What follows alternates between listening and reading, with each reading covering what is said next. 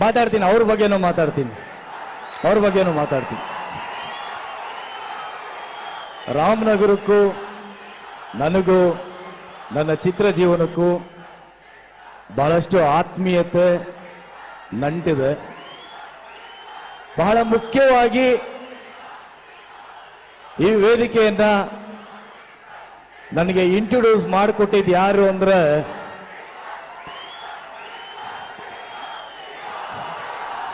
Challenging star Darshan ಅವರು.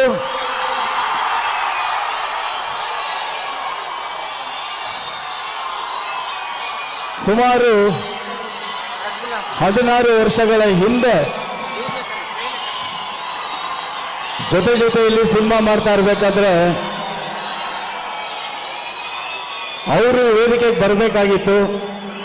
ಆದರೆ ಕಾರಣಾಂತರಗಳಿಂದ ಬರೋದಕ್ಕಾಗಿರ್ಲಿಲ್ಲ ಅವತ್ತು.